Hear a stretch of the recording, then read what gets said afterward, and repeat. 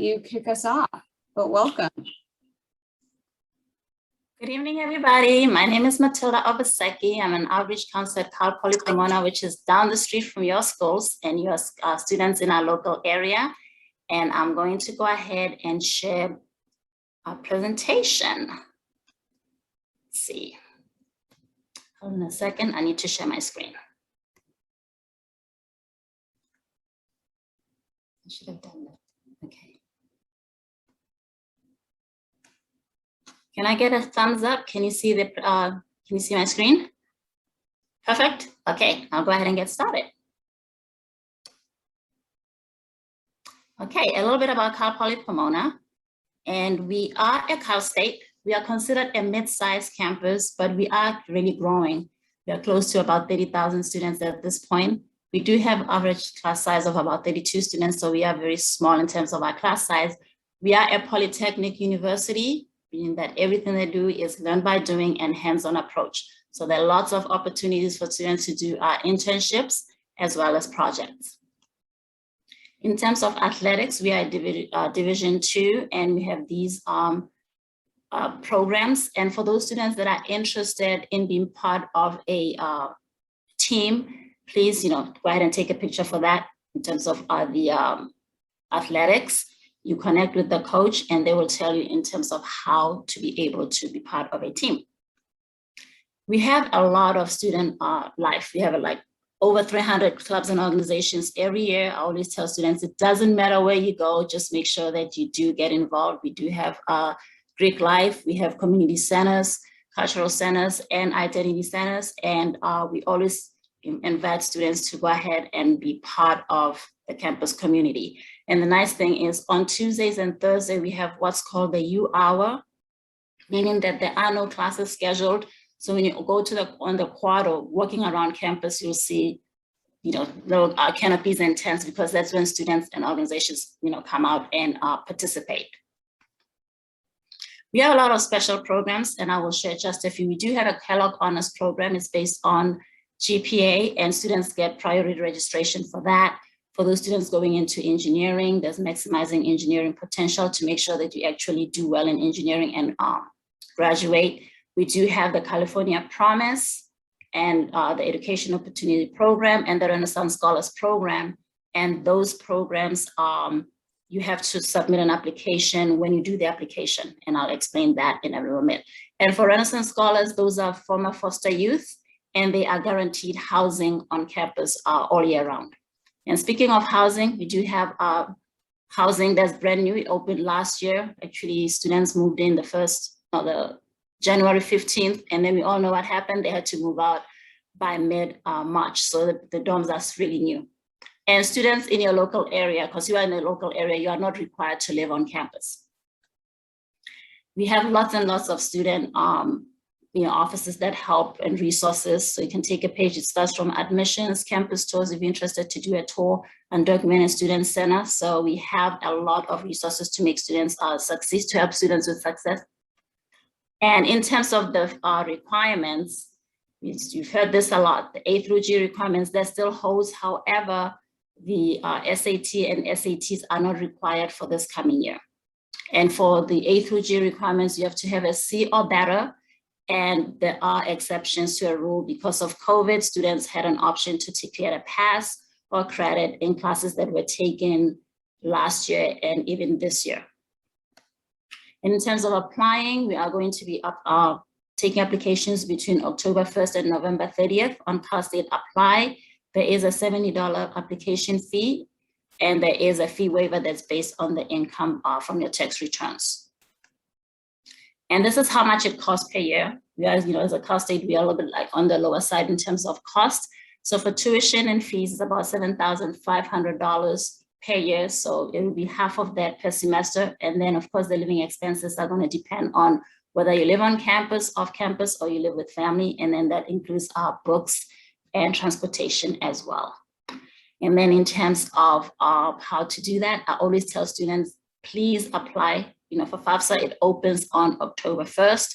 And you want to go ahead and do that, take opportunities of scholarships that are offered. It doesn't matter what school you end up going to, apply for FAFSA, apply for scholarships. If they require you to take or to write an essay, go ahead and get it. Write that essay, get free money. And that is my presentation, and I'm going to stop sharing and hand it over to, who am I handing it over to?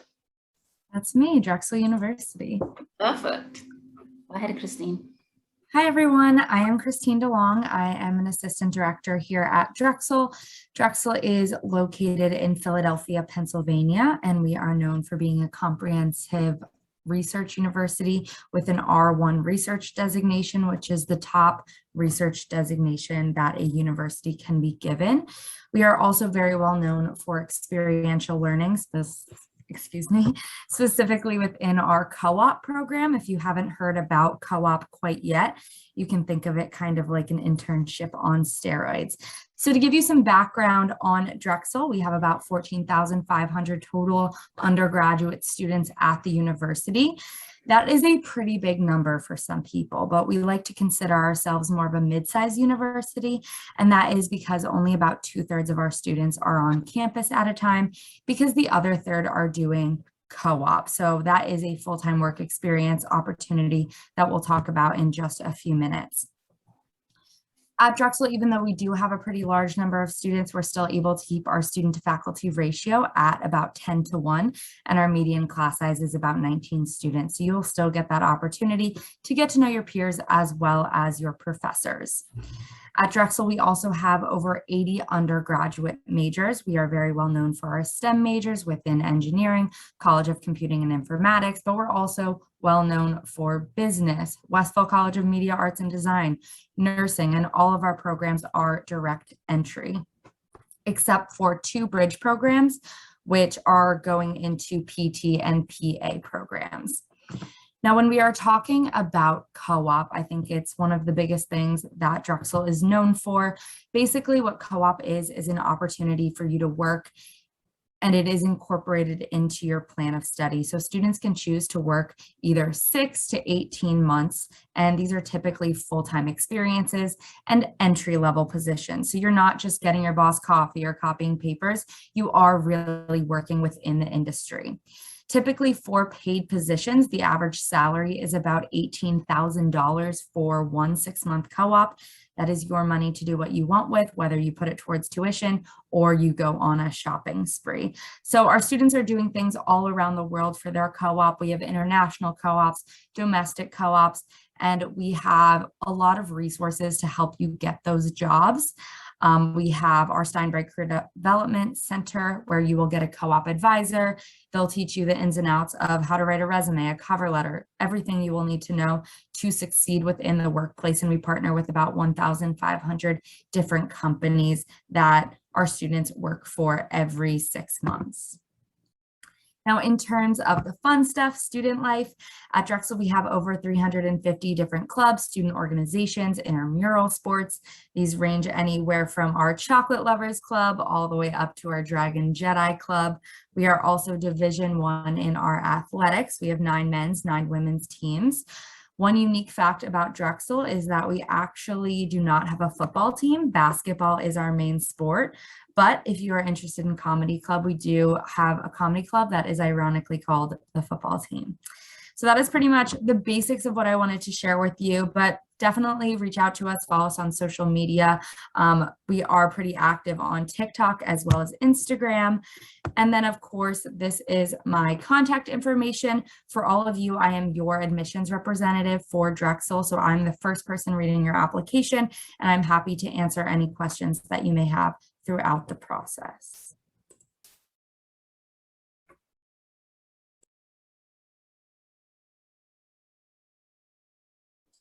Hi, everyone. My name is Taylor Patterson. I am the Assistant Director of Admissions at Purdue University. My role is unique, and I'm a regionally based counselor. So I live in Long Beach, and I work with students from the San Luis Obispo area all the way down to San Diego. I'll put my contact information, so if you have any questions after this, I'm going to be that point of contact for you. But this is Purdue. Purdue is going to be located in West Lafayette, Indiana. Campus is 2 hours from Chicago and an hour north of Indianapolis. Students from Southern California have flexibility between O'Hare and Indianapolis Airport. There are shuttles that run to and from campus multiple times a day to different parts of campus to make sure that you can get to campus, whether it's after summer break, winter break, things like that. The West Lafayette area encompasses about 140,000 people. That does not include any of our student body. The area is very lively with concerts, festivals. You can see the pedestrian bridge connecting the two cities, but campus definitely falls into that category of a traditional college town. This is Purdue by the numbers. You can see that we have a large undergraduate student class. We brought in the largest freshman class that we had ever seen this year with over 10,000 students. You can see our student breakdown there. Majority of our students are coming from the state of Indiana, but California is actually the third largest state represented on campus. In this year's freshman class, there are over 600 students from the state of California, and there are going to be students from the high schools in your local area that are there too. Next, I want to talk about the academics who are there to study one of the 200 majors at Purdue. The 200 majors at Purdue are divided into these 11 different academic schools and colleges. The largest and probably most well-known is going to be that College of Engineering. We have 17 engineering majors in that academic college, but nationally ranked programs in all of them. If you are undecided, that exploratory studies program is going to be for you. That is where I started out during my journey at Purdue. But you can see that we have a computer science program located in the College of Science. Data science is another one. I was looking through some data for both the high schools in your district, and that's where a majority of students are ending up. College of Agriculture, big one. That's kind of where I wish I ended up. But as you can see, a broad array. We have opportunities for students to complete their graduate within 3 years with our degree in 3 program. And then a degree plus program is an easy way to double major with a major in the College of Liberal Arts. Next, I want to talk about what our students are doing outside of the classroom. We have a very active student body with close to 1,000 student clubs and organizations, ranging in literally anything under the sun, whether you're interested in music, the arts, you want to build a go-kart and race it on a track on campus every spring in our Grand Prix race. The students are very, very involved, and students are very proud to be Purdue students too. On every single walk to class, you'll be seeing students decked out in Purdue gear, whether it is a Tuesday or you're walking to an exam or a Saturday afternoon game day. We do have a football team. They just installed one of the nation's largest jumbotrons on campus. It's used for the football games, of course, but also really fun events like movies out on the field as well. This is what our requirements are for an application to be considered complete. Purdue is a Common App school. We do have a supplemental application that includes 2 short essay questions. Everything can be self-reported too. We have adopted a test flexible policy this year again, which means that while we prefer test scores, your application will still be considered complete without them.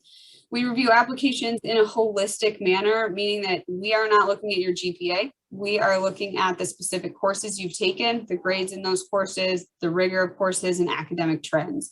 We want to know what you've been doing outside of the classroom. And trust me, we do read those essays. We don't make you write them just for fun. Last but not least, deadlines. If you remember one thing from this whole presentation, it is to apply by November 1st. That is our early action deadline. When you apply by that deadline, you are automatically considered for our merit-based scholarships. It is going to be the deadline for those competitive majors, and then also the deadline to apply to the Honors College. If you have any questions, please do reach out. Again, this is our website for all the virtual opportunities and then to connect with me too. I do want to stop sharing now, and I'm going to pass the microphone on off. Thank you. Perfect. All right, so moving on. Great. So my name is Ricardo Calderon. I'm one of the recruitment counselors for Sonoma State University. So we'll go ahead and move right on with our presentation. In case you're unfamiliar with Sonoma State, we are a part of the 23 CSU campuses, one of the largest university systems in the country. Sonoma State, at a glance, we were established in 1961, and we're located in Rohnert Park, California, which is about 45 minutes north of San Francisco. So we are a little northern away from you, but nestled here in the beautiful wine country. We are one of the smaller CSUs, which with about 269 acres and a student population of about 8,000 students. This is both for undergraduate and graduate students. We always like to say that, if you come to Sonoma State, you get the feel of a private school at the cost of a public school. Also, our mascot is a sea wolf, which is a mythical creature from the Jack London novel series. If you're into literature, or if you just want to Google what a sea wolf is, I bet you'll be entertained with that. All right, so in terms of ranking and where we fall within the last few years, we have ranked #1 in terms of 2-year graduation rate for transfer students in the CSU system. We also ranked #4 in terms of freshman 4-year graduation rate. And that is, again, due to our commitment to ensuring that you are graduating on time, that you're having a really great time here at the university, but that you're also getting out of here in a timely manner. We've also been ranked #1 best housing in the CSU system, and you'll get a little glimpse of what that looks like in just a second. And also our student to faculty ratio is 22:1. In terms of academic opportunities, we have over 45 different majors for students to pick from, and over 70 different distinct concentrations. There's also a lot of opportunities for students to engage in research if you're looking to do research within the field of study that you're interested in. Also, our study abroad program has been ranked #5 in the US for sending students to other countries. We have over 64 different study abroad programs that students are able to pick from. All right, so probably one of my favorite pieces to talk about is our campus housing. Here at Sonoma State, you will not experience the traditional dorms where you'll share a bathroom with the whole hallway. We offer a suite and apartment style only for our first-time freshmen and also our continuing students. Students are guaranteed housing as long as you submit an application before May 1st. And so we're very proud to be able to offer a spot on campus to our students every year. And even though we don't require our students to live on campus, over 90% of our first-year students choose to do so. And it has to do because it's so convenient to class. You can get to class in about 5 minutes. The perks that you're getting about living on campus, it's stainless steel appliances, heated floors. I mean, the digs get better every year, which is pretty amazing. If you ever had the opportunity to visit campus, I definitely encourage you to do that. So with that, I encourage you to stay connected with us. Feel free to follow us on social media, whether that's Facebook, Instagram, or Twitter. If you want to go ahead and take a screenshot of this so that you have that for your records. But we encourage you to stay connected with us. You can get a little glimpse of what it's like to be a student here at Sonoma State through our social media accounts. And I'll go ahead and put my information in the chat. And if you also want to stay connected in regards to scholarship deadlines, application deadlines, I'll go ahead and also put an inquiry form that you can fill out. I promise we won't bombard you with emails, but that way you stay connected with our university. And I'll go ahead and pass it on to UCLA. All right, thank you for that. Hi everyone, my name is Real. I'm a 4th year student at UCLA, but I'm also a Bruin ambassador here to talk to you guys about UCLA today. So before we get into it, just introducing this university that I've come to call home. We are a public research university. So pretty much our primary mission is to create, preserve, and apply knowledge that we're constantly seeking for the betterment of society. We have great academic opportunities and incredible faculty to pretty much deliver a comprehensive curriculum to our students that's designed to challenge and engage them. And yeah, we're also located in Los Angeles, which is one of the world's most global cities. So there are just so many opportunities at every turn, and students are provided the opportunity to get involved in intellectual, social, and culturally enriching activities, organizations, and clubs on campus to help our students learn, grow, and make connections that'll last a lifetime. So as you saw, research is a huge aspect of UCLA, being a UCLA student. We have a lot of funding that is provided for our students to get involved in research. It's something that we encourage our students to do because we want students to be active in their learning rather than just being passive. So taking what you learn in the classroom and applying that to the laboratory or whatever it may be is something that's super important at UCLA. We also have 125 plus majors and 90 plus minors. What that means is that we have an abundance of opportunities for students to tailor their education to meet their needs. So whatever goals you have for your future, we have those majors and minors there for you to pick and choose from. Create your own major. That's even an option at UCLA to pretty much a design and education that is made and built for you and your goals in the future. We also have a relatively small class size and access to faculty, which is something we pride ourselves on. We have incredible faculty at UCLA, so you want to give the students the opportunity to connect with them. So 2 out of 3 of our classes have less than 30 students, which means you'll have plenty of opportunities to connect with these professors who are literally pioneers and leaders in their given fields. And we also have an 18-to-1 student to faculty ratio. We also have unique opportunities for students on campus to get involved in Fiat Lux seminars or cluster programs. These are innovations that are pretty much afforded to freshman students to get involved in different classes to kind of help with their transition into UCLA. They're multidisciplinary, but they also are just there to engage students and allow you to kind of think critically of different majors or subjects that are outside of maybe your field of interest. Diversity, a core value, that's something that UCLA is entirely committed to. We want to make sure that our student body not only reflects the city and community that we're in, but also reflects the real world for our students. Because once you get out there and you get your degree, which I hope to get this year, you're going to be in a world that is very diverse. You're going to be meeting people of all different backgrounds, whether that's socioeconomically, racially, ethnically. That's something that UCLA is committed to. Study abroad, we have so many opportunities for students to study abroad. This is something that I definitely see a lot of UCLA students taking advantage of. There are also financial aid options for students to study abroad. So if UCLA and Los Angeles isn't enough, we have opportunities for you to explore outside of that and to take your education globally and apply that on a international scale.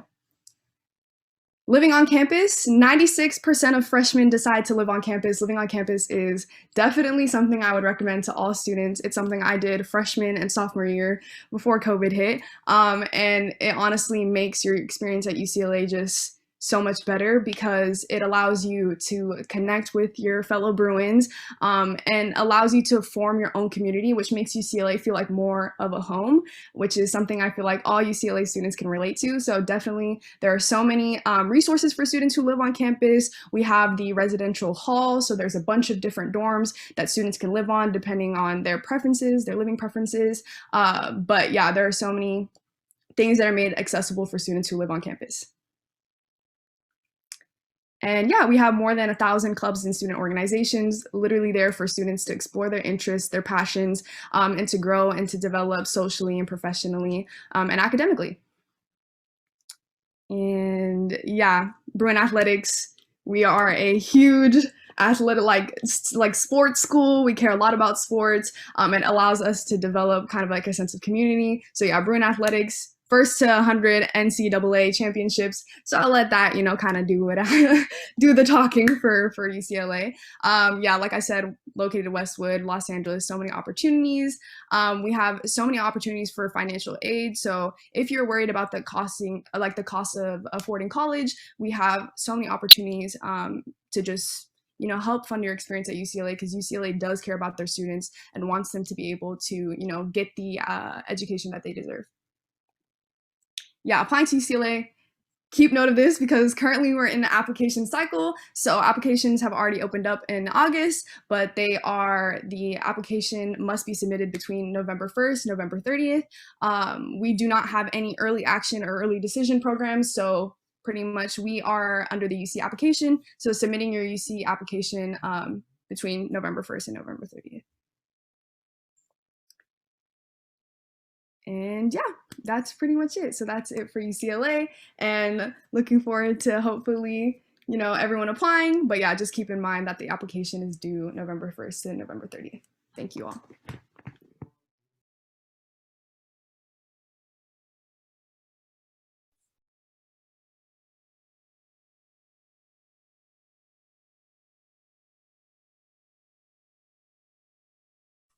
All right. Hi, everyone. My name is Viviana Romero. I'm an admission counselor here at the University of Redlands. Hopefully y'all can see that. My chat's random. The University of Redlands is located in the middle of Southern California. So yes, we are in California. We're not up in Redwood. A lot of students and families confuse us. We serve about 2,400 current undergraduate students. We are primarily residential campus. So that means that our students are required to live with us all 4 years. And I'll talk a little bit more about housing later on.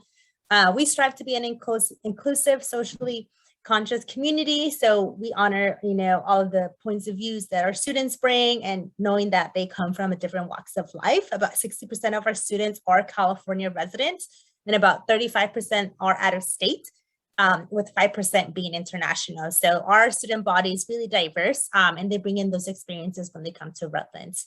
We have about 50 plus programs that students can decide to do in the humanities, in STEM, in the sciences, and other pre-professional programs if you're thinking on going into medical school, law school, things like that. And prior to the pandemic, we announced that we were moving to being test optional admissions forever. So that's a permanent decision. So you no longer have to feel that you need to submit your test scores as part of the admission process with us.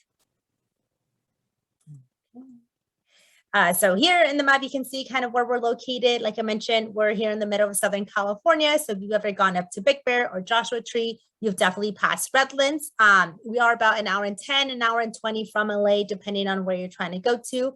An exciting thing that's going to happen next year is that the Metrolink line from the San Bernardino line connecting Redlands to the Union Station will be available for students to use. So that's definitely going to open up a lot more transportation for students to explore the city and just Southern California in general. So that's something very exciting that we're looking forward to. With our Campus Diversity and Inclusion Office,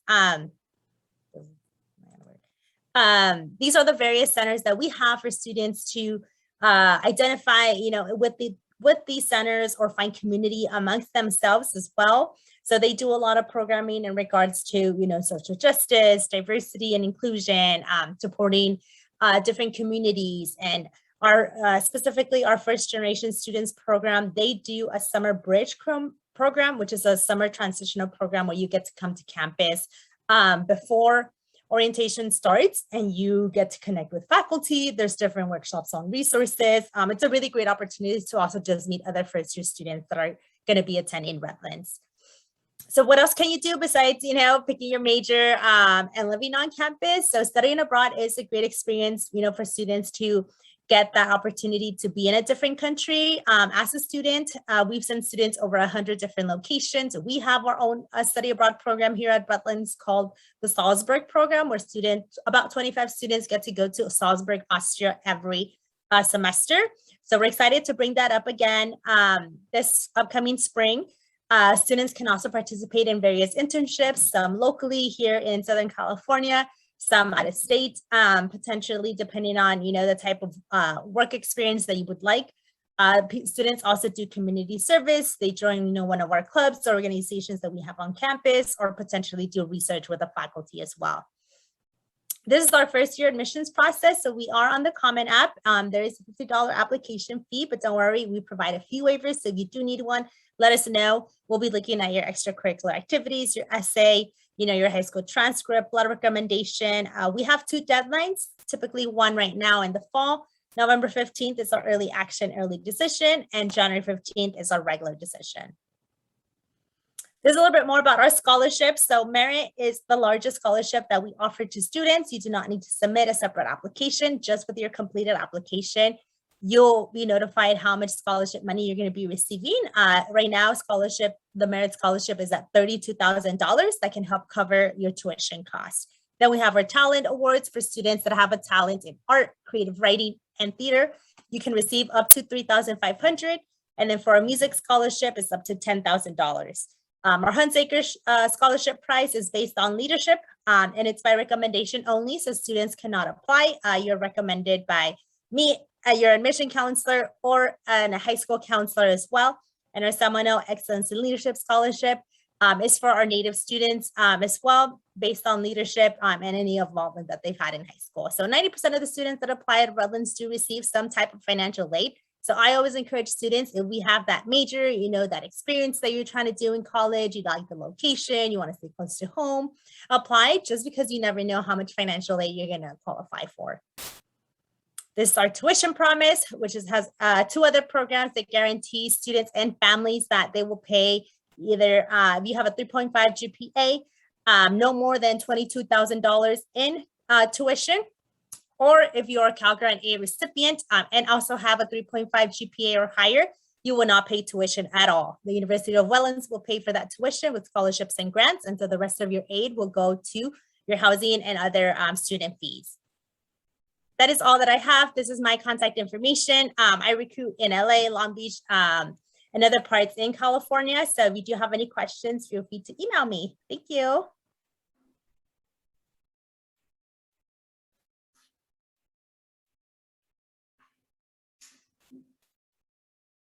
Okay. I guess I'll go ahead because I believe that the second session has started. So I'll go ahead and share my screen. My name is Matilda Obaseki, and I am a Cal Poly Pomona representative. So you know Cal Poly Pomona is just down the street from you, and you are a school in our local area. And I will be visiting your campuses. You know, I'll go to Walnut and Diamond Bar very soon. In this, I would say in the next month or in November. And let's go ahead and get started. I'm hopeful that you can all see my screen. Can you? Can I get a thumbs up? Perfect. Okay. So a little bit about Cal Poly Pomona. We are one of the 23 campuses. We are Cal State. We are considered a mid-sized campus, but we are really growing with average class size of 32 students. And we are a polytechnic, which means all that we do is learn by doing, hands-on approach. So students get opportunities to do a lot of internships and a lot of research work. In terms of athletics, we are Division II, and these are the sports programs that we do offer. And for those students that are interested in being part of the athletic teams, you're welcome to go ahead and take a screenshot of that to contact the athletics department and to be able to connect with the coach to find out how you can be part of the sports teams. In terms of student life, we do have a lot of clubs and organizations. They range in terms of how many clubs we have every year, it ranges. But we always have over 300 clubs and organizations. And I always tell students that it doesn't matter what school you end up going to, just make sure that you get involved on campus. If you go to a school, even they have like a whole lot of clubs and organizations, and you realize that none of them interest you, go ahead and get together with your friends or people that have same interest and start your own. We do have Greek life, we have community centers and identity centers as well, and cultural centers. And we always strive for students to try to do community service. It's good for you. In terms of special programs, we do have the Kellogg Honors Program. We have study abroad programs. We do have a program for students that go into engineering. It's called Maximizing Engineering Potential. So that program is geared for students that are coming in for engineering, because we are known for our engineering programs. And that program allows students to be able to get all the resources that they need to try to be able to graduate. We have the McNair Scholars Program, which is actually helps with students for undergraduate research. And for those students that are interested in going to grad school, that's a good program for you. We have the California Promise, where students can come in and be guaranteed to graduate in 4 years, except for architecture, because architecture is a 5-year program for us. We have the Educational Opportunity Program, as well as the Renaissance Scholars Program. And the Renaissance Scholars Program is for former foster youth, and they are guaranteed housing on campus all year round. And speaking of housing, our housing is brand new.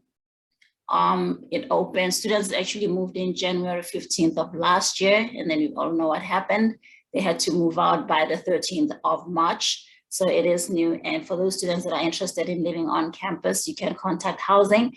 However, since you are in our local area, you are not required to live on campus, but if you choose to, you can contact housing to apply.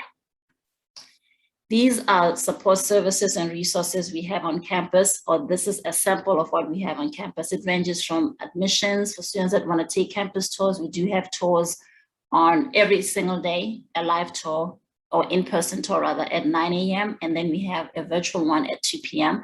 And we also have a few other programs on campus that help students, orientation services, undocumented student center, but this is just a fraction of some of the student support and resources that we have. In terms of the admission requirements, still looking at your A through G requirements. and you have to have a C- or better in the A through G requirement classes, with an exception that for those students that chose to go, the students that got a pass or a credit during the COVID or the month or the semesters that were affected by COVID, that still are allowed. But we are not looking at any SATs or ACTs for admissions this year. But we will look at something where we call it a non-academic factor. We'll look at the type of clubs and organizations that you've done, any type of work that you've done, or any type of volunteer experience that you have. And in terms of work experience, it doesn't have to be paid. Hey, babysitting your siblings or babysitting for your auntie or uncle when they have to go to work, or taking care of like your neighbor's kids, that's still work, that's still considered work. So you can go ahead and put that on the application. There is a spot on the application in terms of where you put all of this stuff. And the application filing period is between October 1st and November 30th. There is a $70 application fee, and the application fee is based on income on the tax returns. I always tell students, you don't have to start the application and finish it all at once. You can just go ahead and take it one screenshot at a time, save it, and then come back to it. But the main thing is to make sure that you submit the application by November 30th. And this is how much it costs to live on, or how much it costs to go to Cal Poly Pomona. It is $7,500 for tuition and fees, and that's for the entire year. So per semester, you're looking at about half of that. And of course, the additional costs they'll vary depending on whether you live on campus, you live at home, or you live off campus, and there's like books and transportation fees included there. And I tell students, please apply for FAFSA. Doesn't matter where you end up going. And for those students that are interested in coming to Cal Poly Pomona, this is very important. Make sure that you put the correct school code for your FAFSA, because every year we run into students that go ahead and want to come to Cal Poly Pomona, or want to go to San Luis Obispo, but they put the wrong code, school code. If you're not sure what the school code is, just go ahead and Google it. But for Cal Poly Pomona, that's the school code right there. And apply for scholarships. Yes, some scholarships require you to go ahead and write an essay. Please do it. It's free money. It helps with buying your books and other expenses. And thank you for your time, and find out from your counselors what day I'm going to be coming, because I need to send the dates, and I will stop sharing my screen. Thank you. All right. Hi, everyone. I am Christine DeLong. I am an assistant director at Drexel University. Drexel is known for being a comprehensive research university with an R1 research designation, as well as being leaders in experiential learning. Experiential learning means a lot of things like studying abroad, but mainly it means our cooperative education program, which I'll be talking about a little bit later on. But for right now, you can think of that kind of like an internship on steroids. Drexel is also located on the East Coast in Philadelphia, Pennsylvania. To give you some background information on Drexel, we have about 14,500 total undergraduate students. That is a pretty large number for some people, but we like to consider ourselves more of a mid-sized university, and that is because only about 2/3 of our students are on campus at a time, because the other third of students are doing their co-op experience. Even though we do have a pretty large number of students, we are still able to keep our student to faculty ratio at 10:1, and our median class size is about 19 students. So you will absolutely have the opportunity to get to know your peers as well as your professors. When you apply to Drexel, you can apply to both a first and a second choice major, and it's actually super easy for you to double major, have multiple minors here at the university. Our over 80 undergraduate majors range anywhere from the STEM to the humanities. We are very well known for engineering, mostly because Drexel was founded with only engineering as a major back in 1891, and we have since grown a lot. And some of our most competitive majors are actually within our Westfall College of Media, Arts, and Design. And I mention that just because that shows you the wide variety of majors that Drexel really does special in. If you are someone who has no clue what you want to study, that's totally fine with us as well. We have what's called our first year exploratory studies program, which is basically undeclared for the entire university. You're able to explore 3 to 9 different majors within your first year without getting behind. And you work with specialized advisors to make sure that you're working on that plan of study while still taking classes in all the areas that you're interested in before declaring. Now I will switch gears here to talk a little bit about co-op. As I mentioned, this is a big part of what Drexel does. This is an internship-like experience that lasts for about 6 months, but it is a time when you are not taking any classes, you are fully working. During this time, these are entry-level positions that you're going to be working in. So you're going to be doing more than getting your boss coffee or copying papers. We really want to make sure that you are working within the industry. Another thing that I want to mention about co-op is typically these are paid positions, and the average salary for one 6-month co-op is about $18,000. So that is your money to do what you want with, whether it's used towards tuition or for a shopping spree. To talk about this fun stuff at Drexel, we have over 350 different clubs, student organizations, intramural sports, ranging anywhere from our Chocolate Lovers Club all the way up to our Dragon Jedi Club. We are also Division I in our athletics, but a big part of student life at Drexel is really the rest of the city of Philadelphia. It is super easy for you to get around. We have 2 subway stops on our campus that will get you into Center City in about 8 minutes. You can also walk across the entire city in about an hour, which seems like a lot, but if you're stopping, shopping, eating, you'll get there and back in no time. We are also super close to the main transportation hub in Philadelphia called 30th Street Station. It is about a 10-minute walk from our campus. From there, you can hop on a bus to go to New York City, hop on a train to get to DC for the weekend, or you can even take our regional rail train line to the Philadelphia International Airport to go home or travel wherever you may be interested in. So that is pretty much everything about Drexel that I wanted to share with you. I don't touch a ton on the application process, but you can find all that information on our website. I also recommend following us on social media. We are super involved on TikTok as well as Instagram. And then if anyone has any questions, this is my contact information. I will also share it in the chat for all of you. Keep in mind that I am your admissions representative. So if you have any questions about Drexel, you are free to contact me. I'm actually the first person to read your application when they come in. So with that, I will stop sharing and pass it over to Purdue. Thank you, Christine. Hi, everybody. My name is Taylor Patterson. I am the Assistant Director of Admissions at Purdue University. I am a regionally based employee. I live in Long Beach and usually visit both Walnut and Diamond Bar high schools during the travel season, but we've been in a unique situation for going on a year and a half now. I lost my PowerPoint screen. Please hold. There we go. Purdue is located in West Lafayette, Indiana. Campus is 2 hours from Chicago and an hour north of Indianapolis. We're really situated in a suburban area. The West Lafayette and Lafayette area is split by the Wabash River. You can see our pedestrian bridge there in that picture of the sunset.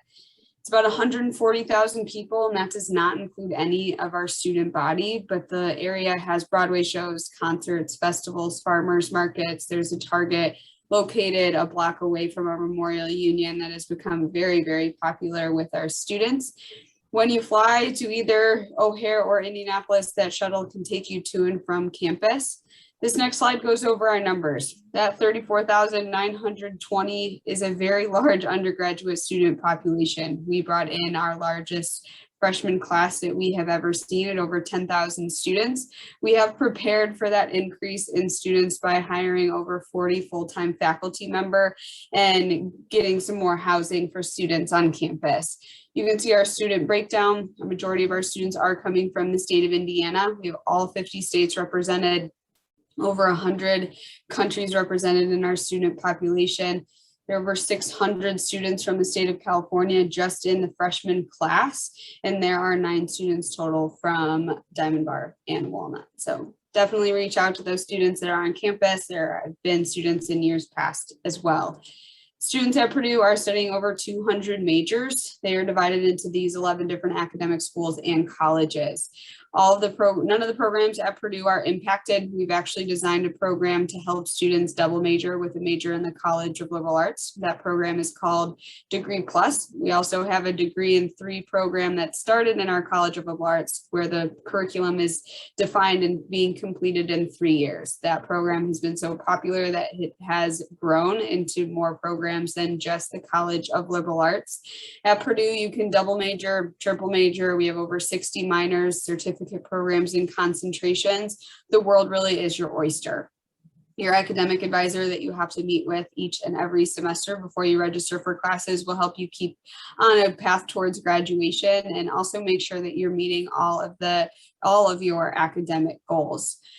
We have a very active student body on campus with close to 1,000 student clubs and organizations ranging in anything under the sun. Whether you're interested in arts, music, you want to build a go-kart and race it on the track on campus for our annual Grand Prix race every spring, that a lot of your college experience happens outside of the classroom, and getting involved with these student organizations really makes your college experience that much better.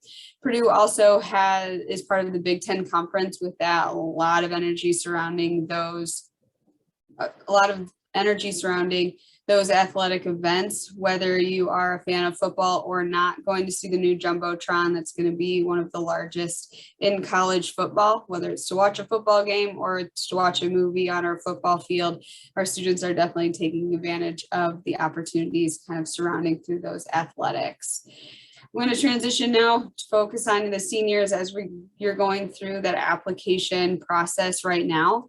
These are the 5 things to make sure that your application is considered complete. Purdue is a Common App school. It is the only way to apply to the university. We do have a supplemental application that includes 2 short essay questions. They are 100 words each and are why Purdue and why your major. You can self-report your grades, your test scores, and your English proficiency if you are an international student. That means you don't have to rely on your high school counselor to send in any of that information on your behalf. We do require that main 650-word essay as part of the Common App, and then the application fee. We review applications holistically. What that means is we're looking at every single piece of that application puzzle. We're looking at your grades, the extracurriculars, we read the essays, you send us a recommendation letter, we will review that as well. Last but not least, way to connect with us. Our virtual opportunities have expanded over the past 1.5 years. You can connect with both the admissions office and each one of our academic colleges for more information. I also want to do one last plug that our tuition has been frozen for the 10th consecutive year. What that means is it's cheaper to attend Purdue now than it was 10 years ago.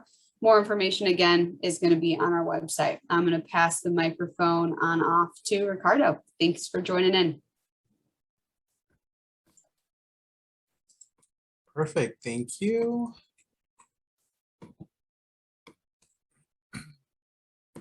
All right, so good afternoon, everyone, or good evening. My name is Ricardo Calderon. I'm a recruitment counselor here at Sonoma State University. So I'll go ahead and kick off our presentation. So in case you haven't heard about Sonoma State University, we are a part of the 23 CSUs, or California State Universities.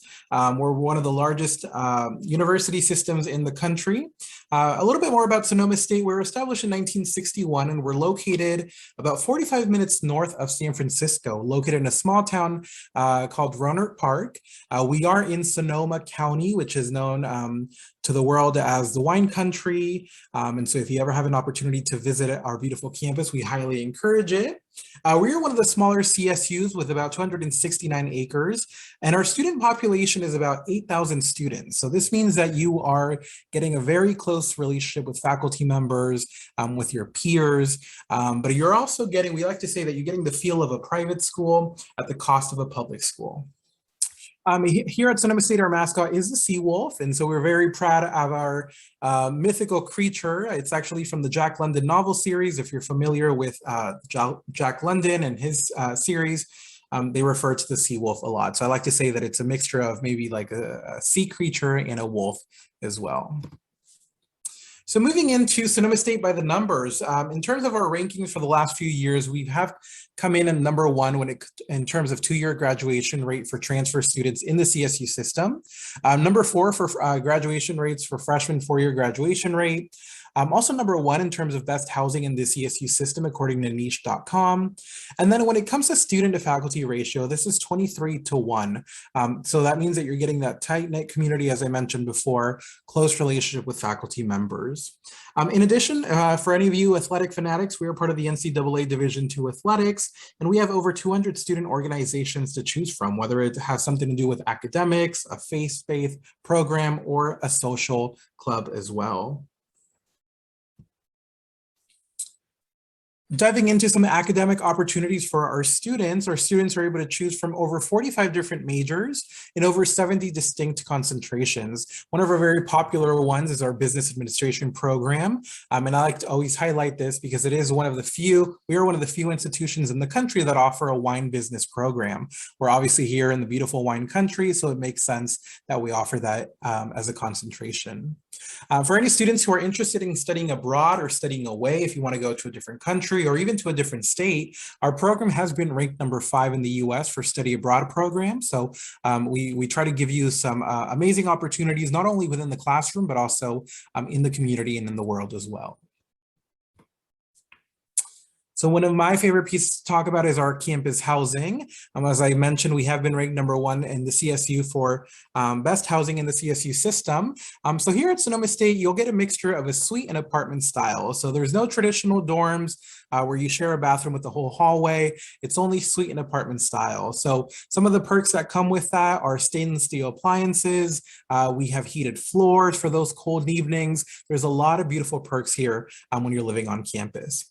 We also guarantee housing for our first-time first years and transfer students as long as you submit your housing application before May 1st. And although we don't require our students to live on campus, over 90% of our first-year students choose to do so. And it has to do with all of the perks, how convenient it is to get to class. So a lot of our students truly do enjoy living in our beautiful housing. So I encourage you to stay connected with our office. If you want to go ahead and scan that QR code, you can get into our system to stay up to date with application deadlines, scholarship deadlines, and just really a lot of the events that we're doing this fall and in the spring. But I encourage you to also stay connected with my office, the Office of Student Outreach and Recruitment. And then I've put some links and numbers on there as well. Feel free to screenshot that so you can keep that for your records. But also follow us on social media, whether that's Facebook, Instagram, or Twitter. Stay up to date with the student life, what we're doing. We're mostly in person right now, and so there's a lot of activity going on our beautiful campus. I'll go ahead and put my contact information in the chat, but thank you again, and I'll go ahead and pass this on to UCLA.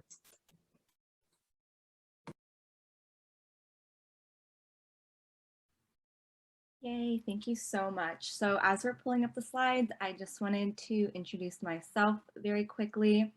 My name is Amy, and I'm currently a 4th-year student at UCLA. So I really hope to provide you all with a student perspective during this presentation. So welcome to your future, it says, because we do hope that you consider UCLA after this presentation.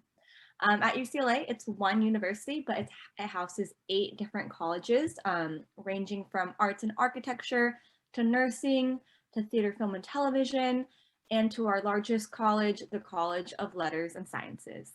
But we have all 8 that you see here on the screen.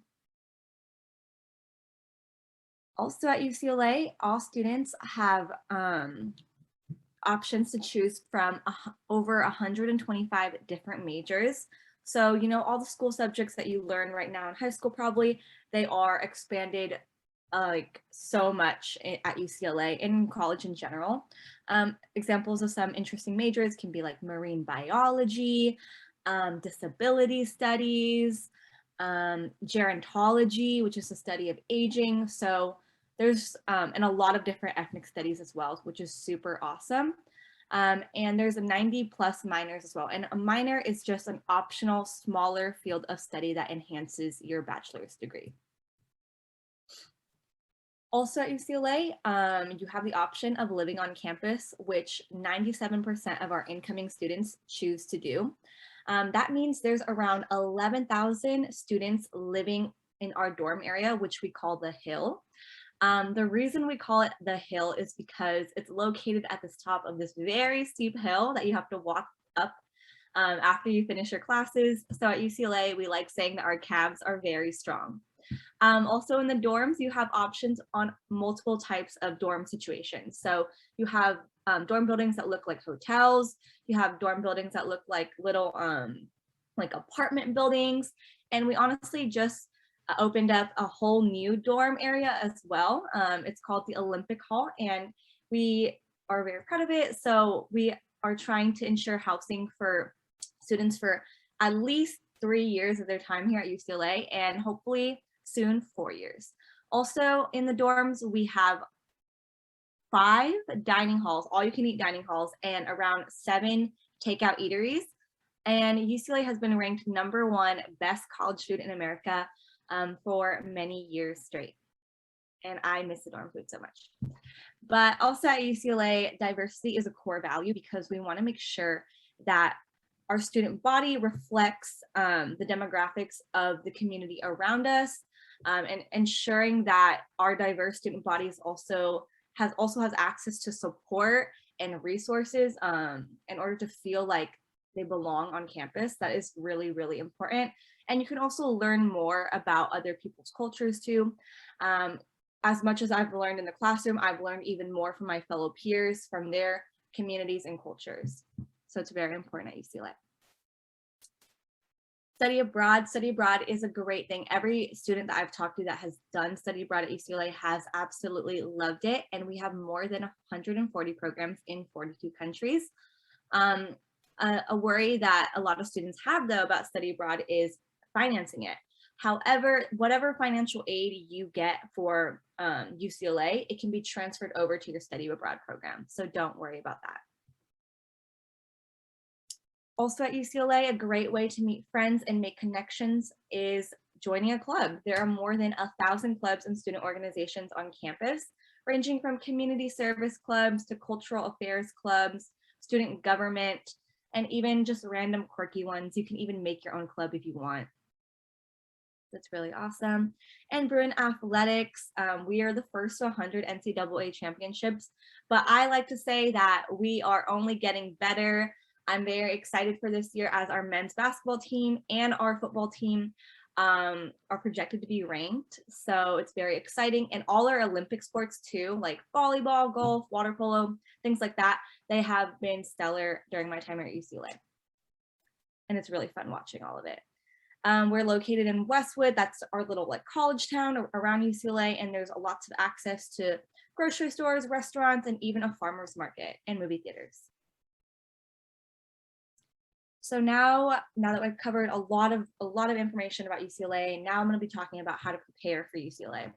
So you just need to make sure that you fulfill your A through G requirements while in high school. And also try to take as many AP, IB, or college level courses as you comfortably can. However, academics is not just the only thing. Obviously, extracurricular activities are looked at as well. And at the end of the day, we're looking for leaders in your community, whether that be your community at home, your community at school, sports, religious communities, things like that. And then our philosophy is a holistic, individualized process. That means everything is taken in consideration. Don't just define yourself based on a grade, based on how many APs you took. That's not all of it, okay? And every application is read by trained reviewers at least twice. And again, all achievements are taken into consideration, including non-academic ones. And again, we're looking for leaders and people who engage in their communities. Paying for college is often a worry that many students have. However, we have 4 different options for you to help you pay for college: scholarships, grants, loans, and work study programs. With all these different resources, we are proud to say that 98% of graduating seniors who had debt successfully managed it, and students with debt had $7,500 less than the average senior from a US college. And if you don't want to go straight to UCLA right after you graduate high school, that's totally fine too. Many students come from local community colleges, which is awesome. We have a robust transfer community at UCLA, and we have a great transfer resource center that provides transfers the support so that they can excel and maximize their 2 years here at UCLA after they transfer. And if you want to know more about UCLA and like visually see the campus, because it's absolutely gorgeous, you can access a virtual tour at that link that you see here on the screen, or you can also scan that QR code and explore campus virtually.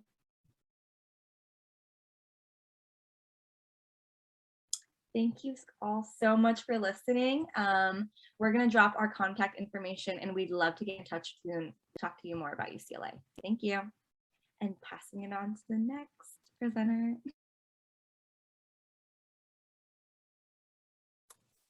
Hi, everyone. Hopefully you can see my screen. I think so. My name is Viviana Romero. I'm an admission counselor here at the University of Redlands. The University of Redlands is located here in the middle of Southern California. If you've ever been to Big Bear or passed by Joshua Tree, you've definitely, hit Redlands. We serve about 2,500 undergraduate students. We're a private liberal arts university. We are residentially focused, so we do have a housing requirement that all students must live with us all 4 years. Unless you live close to 30 miles from the university, then you can live at home or with a guardian. We strive to be an inclusive and socially conscious community here at Redlands, serving students from all walks of life. About 70% of our students are California residents. About 35 of them are out-of-state students, and about 5% are international. So we do have students coming in from all walks of life. We have over 40 different majors that you can decide to choose, including all of the STEM, engineering, other humanities, the natural sciences, and some of the other pre-professional programs if you are thinking about medical school, law school, or any other professional school as well. And we are now a test optional admissions university permanently, so you no longer have to submit your test scores as part of the admissions process, unless you want to. Great. Okay, I'm going on to the next slide. So this is a visual map of kind of where we're located. So we are about an hour and 10, an hour and 20 from LA. God, I'm so late on my words. The closest airport to it is Ontario Airport. So if you are planning a trip, if you are, going home for the break, we can give you a ride. We have shuttles that run from the University of Redlands to Ontario Airport and bring you back as well. Something exciting that's happening at Redlands is next year, the Metrolink stop that used to stop at San Bernardino will now link to Redlands. And so that means that students can now take the Metrolink line from Redlands all the way down to the downtown Union Station. So that's a huge opportunity for students to get to know, LA, get to go to sporting events, other art and museums out there, and also come back home. So that hopefully is exciting for next fall. It was finished being built during the pandemic. In regards to getting involved, on campus, we have over 100 different clubs and organizations that students can get involved. Within our Campus Diversity and Inclusion Office, these are the various centers that we have that cater to students with specific identities or specific communities as well. And so they are in charge of doing annual programming, bringing in keynote speakers, collaborating with other community-based organizations or nonprofits. So it's a great way to feel represented and connected with the rest of campus. Some of the other things that you can do to be involved is definitely doing a study abroad experience. And so we've had students go abroad to 100 different locations worldwide. We have our own Salzburg program, which is our study abroad program in Salzburg, Austria, where about 25 students get to go to Salzburg, Austria with their peers, with Redlands faculty, in case you do not want to, travel independently or travel with another university and another program. This could be a great opportunity for you. Some other students decide to do internships throughout their 4 years, be involved in the community by doing community service or research. So we really have a little bit of everything here at Redlands. Within our first year admissions process, we are on the Common App. So as long as you list the University of Redlands as part of your Common App school, we'll receive your application. Within that, we'll look at your extracurricular activities, your essay. We'll ask you 2 Redlands questions as well, just to get to know a little bit more about you and your interests. We'll look at your high school transcript, your letter of rec, test optional, like I mentioned. We have 2 deadlines for our application, one coming up in November. November 15th is our early action, early decision. And then January 15th is our regular decision as well. So students that typically apply in November find out in December if they were admitted, and students that apply in January typically find out before March if they were admitted, and tentatively what your financial aid package is.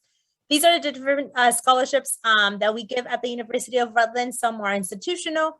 If you and your family submit the FAFSA application, we'll also look at the FAFSA information to determine if you qualified for any federal Pell Grants, the Cal Grant here in California, if you qualified for any work study or subsidized or unsubsidized loans. I won't go too much into detail of every scholarship, but about 90% of the students that apply at the University of Rutland receive some type of aid. There's our tuition promise. I won't go over that because we're running out of time. This is my contact information. So if you do have any additional questions, feel free to contact me, and hopefully we can stay in touch. Bye, everyone. Thank you. Good evening, everybody. My name is Matilda Obaseki. I'm an outreach counselor at Cal Poly Pomona, down the street from your schools. And you are at a school in our local area, and I am going to be visiting your campuses very soon. Let me share a little bit about Cal Poly Pomona, and I'm hopeful that you can all see my screen. Oh, sorry, it's went the wrong way. Sorry about that. Okay, so we are at Cal State. We are considered a mid-sized campus with about close to 30,000 students, and our average class size is about 32 students. We are a polytechnic university, which means that everything that we do is learn by doing, hands-on approach. And students get opportunities to do internships and work on lots of projects before they graduate. In terms of athletics, we are Division II. These are the sports programs that we offer. And if students are interested in being part of a team, please feel free to take a picture of that or contact our athletics department to be able to connect with a coach to find out on how you can be part of the program. In terms of student life, we do have a lot of clubs and organizations on campus. We do have Greek Life. Every year we get over 300 clubs and organizations registered. And I always tell students, it doesn't matter where you end up going. If you go to a school, they don't have a club or organization that you feel connected to, feel free to get together with your friends, people that have similar interests, and start your own. The main thing is being involved on campus. We're very big on community service. We have 6 cultural centers, and we also have identity centers as well. And the neat thing is that on Tuesdays and Thursdays, no one has classes between 12 and 1, and that's called the University Hour. And that's when students get involved with their fundraising and activities for the clubs and organizations. We have a few other special programs for students. We have Study Abroad. We have the Kellogg Honors Program.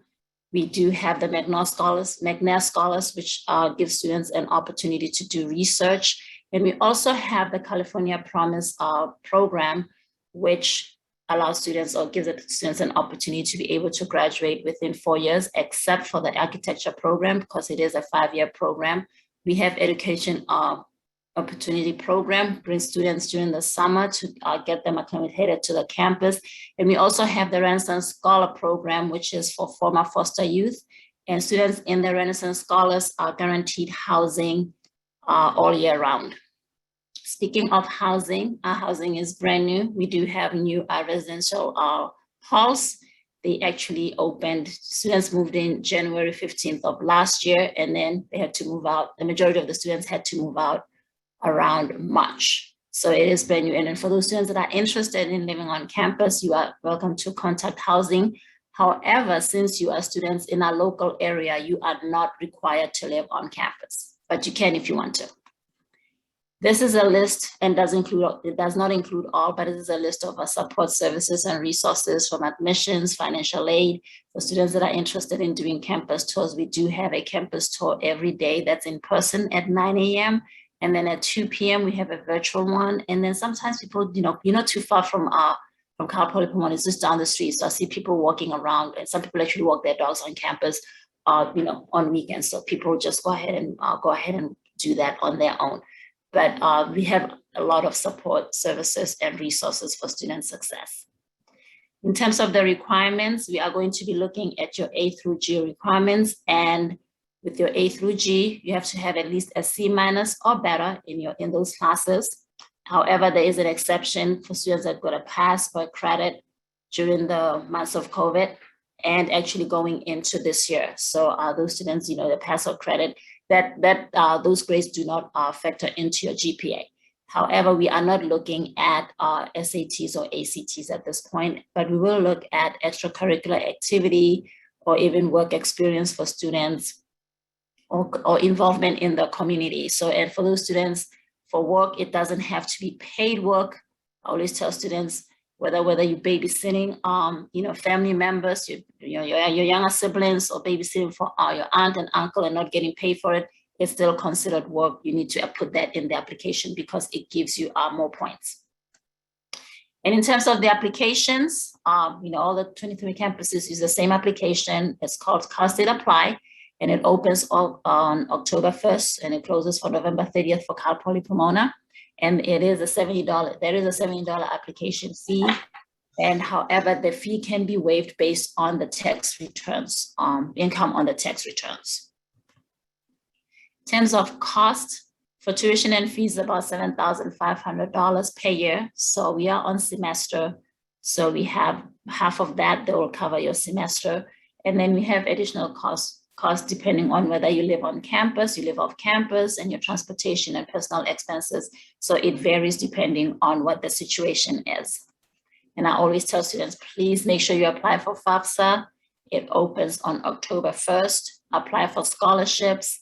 Yes, there are scholarships that will ask you to write an essay. Hey, if you write an essay to get $1,000 or even $500 to buy books, that's great. That's a great opportunity. So I always tell students, apply for as many scholarships as you can. And for school code, for students, apply and make sure that you put in this correct school code. For us, the main one of the mistakes that students do, they would want to apply to they apply to, let's say, San Luis Obispo, and then they put the Pomona code and vice versa. So you want to make sure that you put in the correct code so that your financial aid is not delayed. And thank you for your time, and look out for me. Like I said, I'm going to be coming to your campus in October and November, and I will be running some of the application workshops as well. And I'll go ahead and hand it over to Drexel right now. Thank you. Thank you so much. We are a little bit behind on time, so I'm going to make this real short and sweet. Hi, everyone. I am Christine DeLong. I am an admissions representative here at Drexel University. Drexel is known for being a leader in experiential learning as well as a comprehensive research university. And of course, we are located in Philadelphia, Pennsylvania. To give you some background on Drexel, we have about 14,500 total undergraduate students. That is a pretty big number, but only about 2/3 of our students are on campus at a time because the other third are out doing what we call co-op. If you don't know what co-op is, it is basically an internship on steroids that we'll talk about in just a few seconds. Even though we do have a pretty large number of students, we're still able to keep our student to faculty ratio at about 10:1, and our median class size is about 19 students. So you will absolutely get that opportunity to get to know your peers as well as your professors. At Drexel, we have over 80 undergraduate majors. We are very well known for engineering, but some of our most competitive majors are actually within our Westfall College of Media, Arts, and Design. And I mention that just because that shows the wide variety of majors that we really specialize in, anywhere from STEM to more of the humanities-based majors. When I mentioned co-op before, we're going to talk about it a little bit right now. So I mentioned it is kind of like an internship, but it's a lot more than that. An internship is about 3 months. A co-op is 6 months of full-time work experience that we incorporate into your curriculum while you are a student here. You can choose between 6 months all the way up to 18 months of co-op experience. This is entry-level experience within your industry, and you do get credit for this time. But during this time, you're not taking any classes. While you are working, if you are on a full-time co-op, typically these jobs are paid, and the average salary is about $18,000 for one 6-month co-op.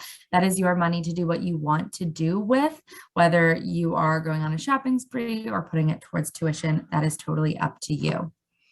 In terms of student life at Drexel, we have over 350 different clubs, student organizations, and intramural sports, ranging anywhere from our Chocolate Lovers Club all the way up to our Dragon Jedi Club.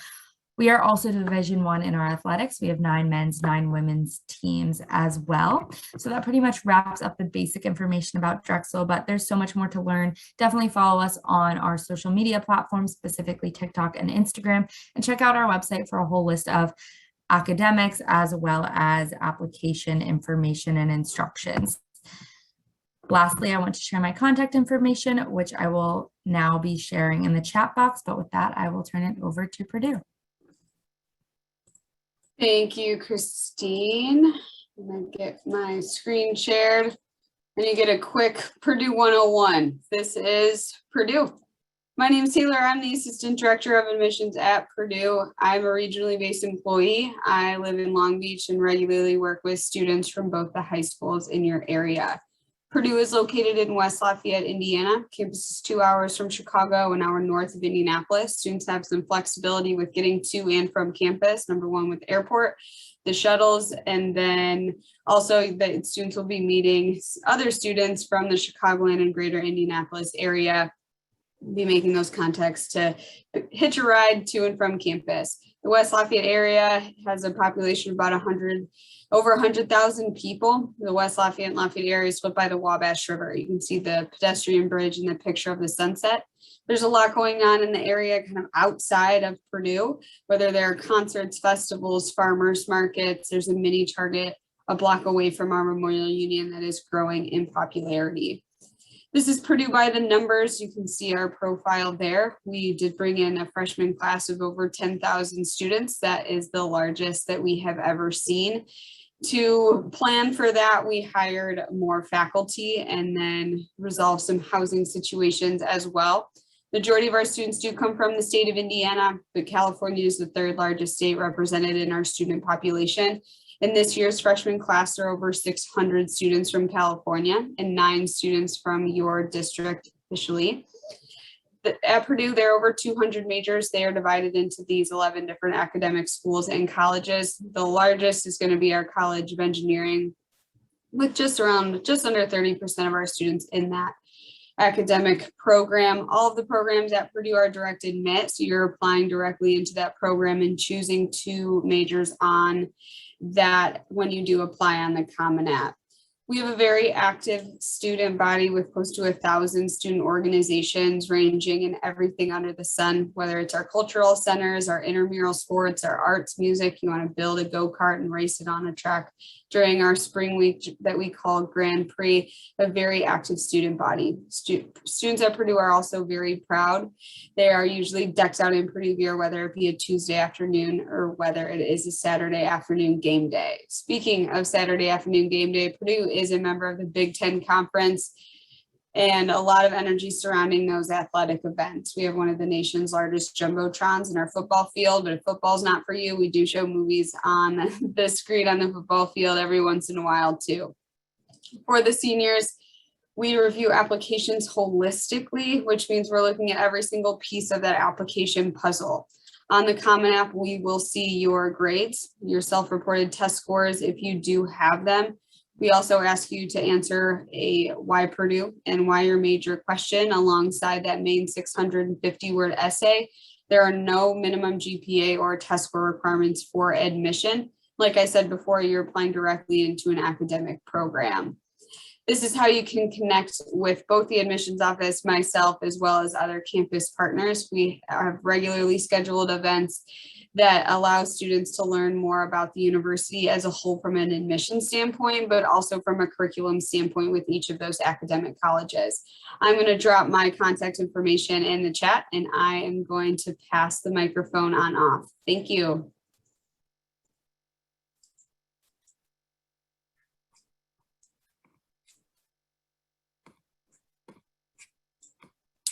All right, good evening, everyone. My name is Ricardo Calderon. I am a recruitment counselor at Sonoma State University. I'll go ahead and begin. So Sonoma State, if you're unfamiliar with us, we are part of the 23 CSUs. We're part of California State University system, one of the largest university systems in the country. Sonoma State was established in 1961, and we're located over about 45 minutes north of San Francisco. So if you're not really familiar with our location, we're in the beautiful wine country. We're about 45 minutes away from the beach, but surrounded a lot by beautiful vineyards and a lot of nature. We are one of the smaller CSUs with about 269 acres and a student population of about 8,000 students. This is both for undergraduate and graduate students as well. For any of you who are fanatics of sports, we are part of the NCAA Division II Athletics, and we also offer our students over 200 student organizations to choose from, whether you're interested in being a part of the sociology club, maybe you're looking for something more social, or a faith-based club as well. And of course, I want to give a shout out to our mascot. We are the Sea Wolves. It's a mythical creature from the Jack London novel series. So if you want to do a little Google search of what that looks like, I encourage you to do that. But moving on. In terms of ranking, at least the last few years, we've come in as #1 in terms of 2-year graduation rate for transfer students in the CSU system. So if you choose to join us as a transfer student, we can ensure that you're graduating in a timely manner. We've also come in as #4 in terms of freshman 4-year graduation rate in the CSU system. And then #1 in terms of best housing in the CSU system as well, according to niche.com. And then in terms of student to faculty ratio, we're getting about 23-1 as you move on within your classroom. So we like to say that students are able to get a feel of a private school at the cost of a public school here at our institution. So some of the amazing opportunities that you can choose from here in terms of academics, we offer over 45 different majors to pick from and over 70 different distinct concentrations. So for example, one that I always like to highlight is our business administration program. It's a very popular program here at Sonoma State. And one of those concentrations that we offer that's very unique to Sonoma State is a wine business program. We're one of the few institutions in the nation that offers wine business as a major. It makes sense. We're in the beautiful wine country. So students focus more on how to market and sell the product rather than on the making of wine.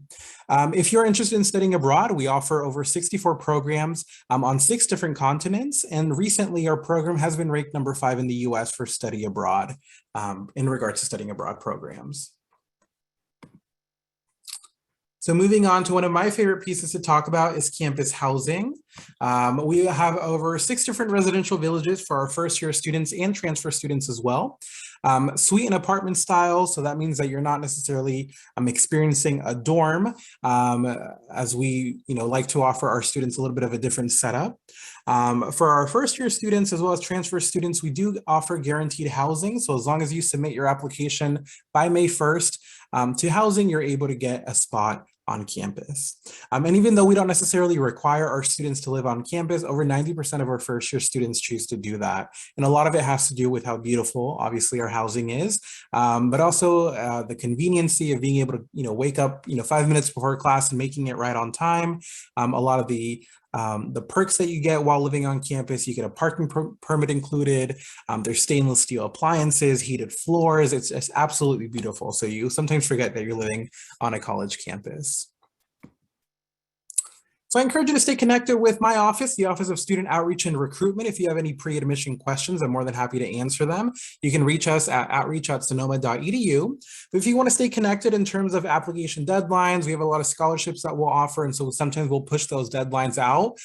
We encourage you to scan this QR code so you can get in our system, and then we'll be able to communicate with you with any updates that come up.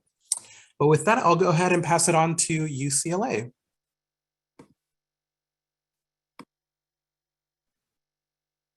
Yay, thank you so much. Okay, so as we're pulling up the slide, I just want to briefly introduce myself. My name is Amy, and I'm a 4th-year student at UCLA.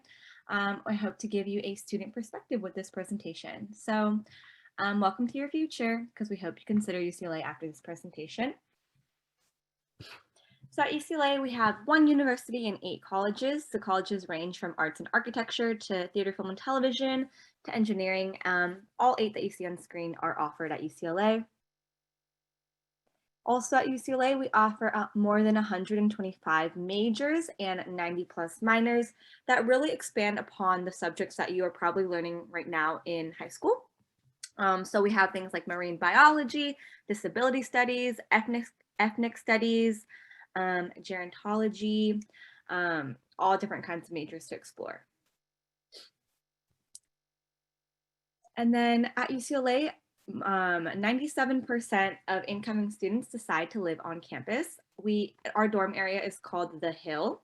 The reason it's called The Hill is because all the dorms are together in one area of campus, which is unlike most colleges. And it's located at the top of a very steep hill. So when you're walking up the hill after a long day of classes, it is a workout on your legs, but we like to say that UCLA students have the best calves. Also on the hill in the dorm area, we have the #1 best college food in America. We have multiple all-you-can-eat dining halls where you can go in and eat as much food as possible or as much as you want. Or we have takeout options for you to take out food and eat it elsewhere. So lots of different opportunities in the dorm areas. Also at UCLA, diversity is a core value. So we're home to a vibrant and diverse community. Even though I've learned a lot from my classes and my professors, I've learned even more from my fellow peers and getting to hear about their individualized and personal experiences. At UCLA, we have a study abroad program where there are 140 programs in 42 countries. And a great thing about study abroad is that your financial aid for UCLA is actually transferred over to your study abroad program. So you can get financial aid for study abroad, which should be a reassurance to a lot of people. At UCLA, a great way to meet friends and make connections and possibly even find out your career path is by joining a club. We have more than 1,000 clubs and student organizations on campus, ranging from community service organizations, theater orgs, musical orgs, student government, and even just fun ones. And you can even make your own club at UCLA. Another great way to spend your time is participating in Bruin athletics, either by playing IM sports or club sports or being a spectator at events. We're very proud of all our teams, especially our Olympic sports teams, and recently our football team and our men's basketball team have really been popping off. They're on their way to being nationally ranked this year, so we're very proud of them. And Westwood is the gate, which we call the gateway to Los Angeles, is UCLA's college town. In Westwood, you have access to grocery stores, restaurants, a farmer's market, and the movie theaters in Westwood often host movie premieres. So you might see some celebrities on the red carpet. So now that we covered a lot of information about UCLA, I just want to quickly go over how to prepare for UCLA. So A through G requirements in high school, taking as many AP, IB, and college level courses as possible, extracurricular activities, and leadership. If we go on to the next slide, you'll see we list out all these things because UCLA has a holistic process when they're looking at applications. It's not just based on one component. So it's not just based on your grades or your academics, it's everything all together. And every application is read by a trained reviewer at least twice. Again, all achievements are taken into consideration, not just academic ones. And at the end of the day, we're looking for leaders and people who engage in their communities, whether that be at home, sports teams, at school, or in religious organizations. So a big relief for a lot of people is that UCLA does provide a lot of different financial aid options. We provide scholarships, grants, loans, and work study programs to help alleviate that financial burden that higher education might pose. As you can see here, students who do graduate UCLA with debt had $7,500 less debt than the average senior from other US colleges. And lastly, UCLA has a great transfer resource center because we understand that there might be alternative routes towards coming to UCLA. You don't have to come to UCLA right out of high school. You can transfer in from a local community college. And we're actually the #1 UC campus for transfer enrollment. And we pride ourselves in providing as much support for our transfers as they need. And if you want to see UCLA in a virtual tour, this is the website to do so. You can scan the barcode and see our beautiful campus. And thank you all so much. We'll drop our contact in the chat if you want to get in touch and talk more about UCLA. And now we're going to pass it on to the next presenter.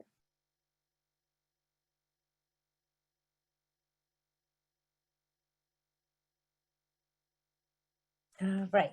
Hi, everyone. My name is Viviana Romero. I'm an admission counselor here at the University of Redlands. So hopefully you can see my screen. So the University of Redlands is located here in the middle of Southern California.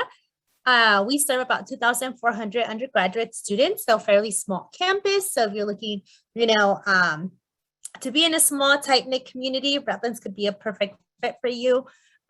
We are a private liberal arts university, and we are residentially focused, which means that we do require our students to live with us all 4 years, unless you live 30 miles from the university and you're planning to live at home or live with a guardian, then you'll be waived off that housing requirement.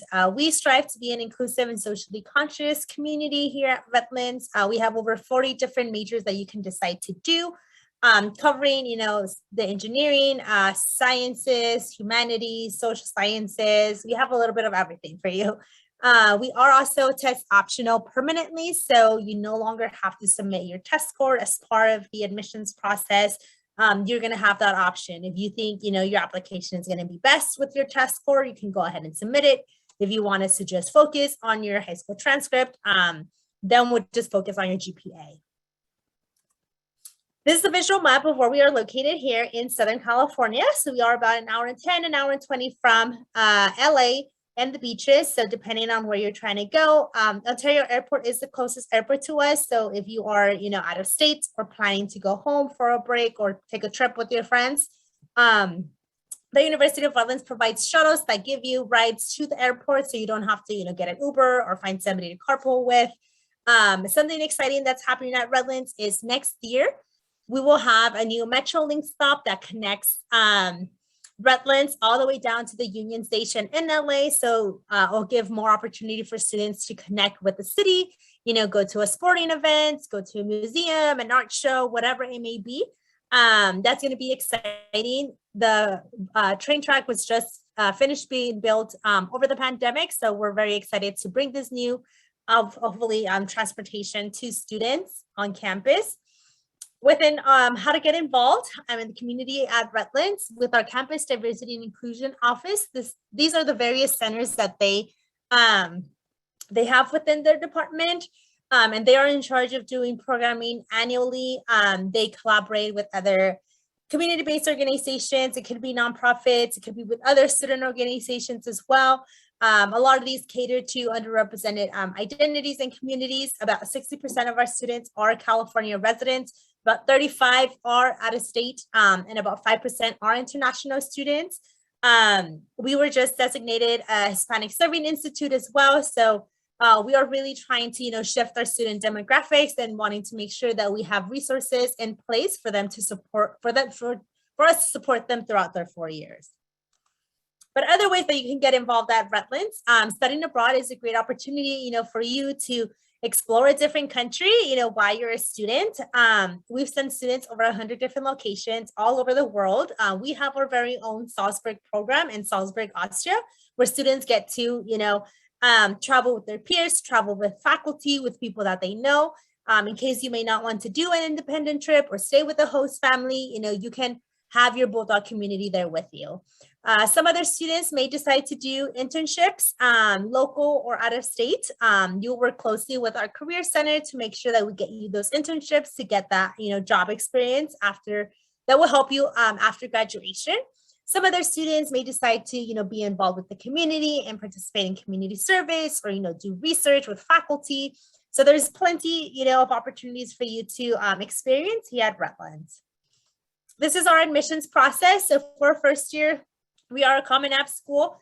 We do have a $50 application fee, but we also provide fee waivers. So if you need one, I'll provide my contact information at the end. You can email me and I'll send that information your way.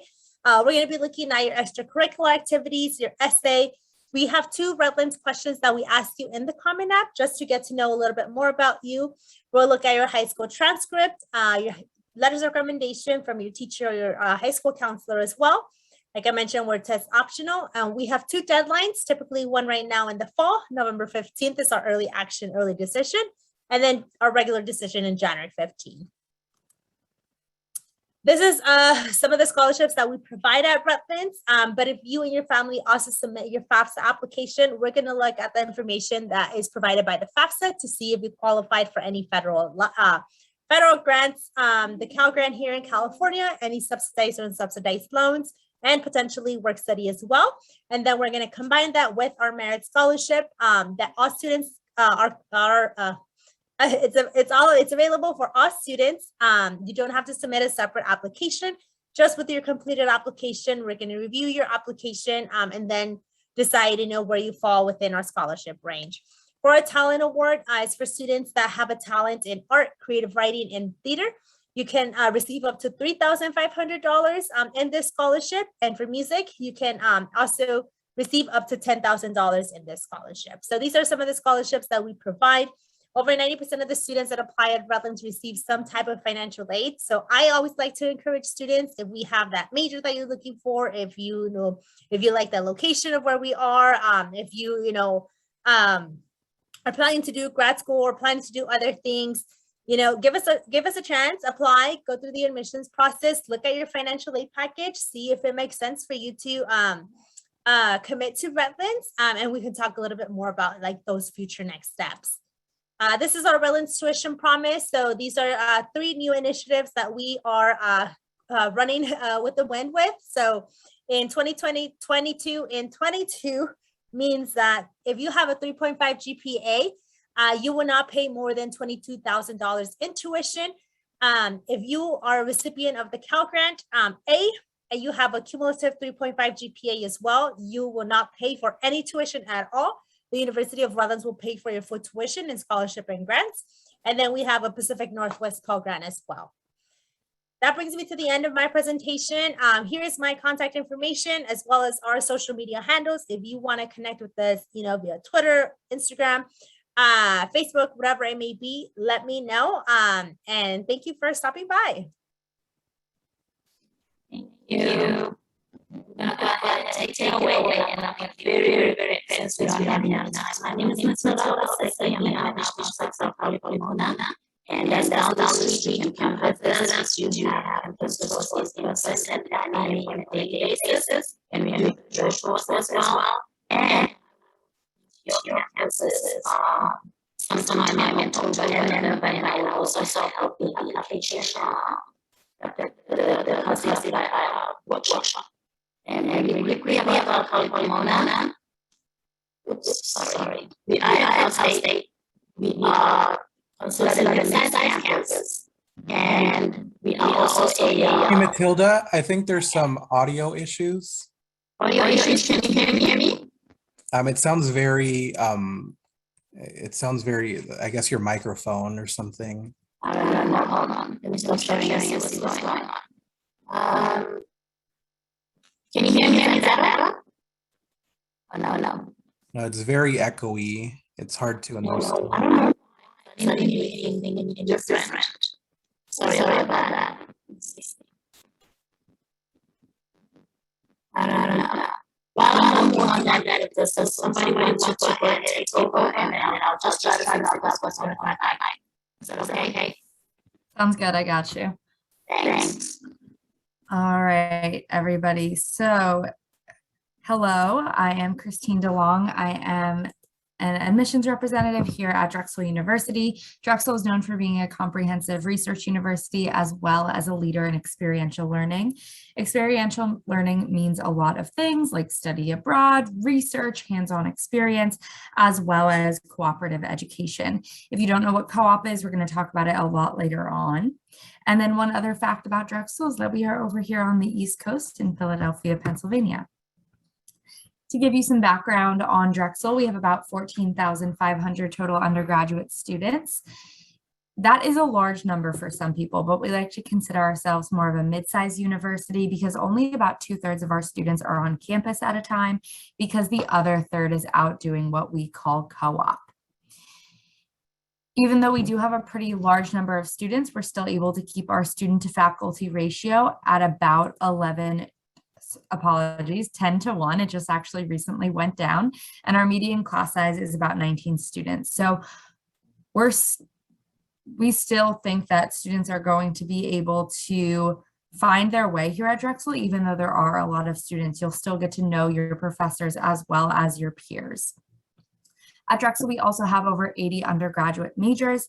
These range anywhere from STEM to the humanities. We are very well known for engineering because Drexel was founded in engineering way back in 1891. But some of our more competitive majors are within the Westfall College of Media Arts and Design.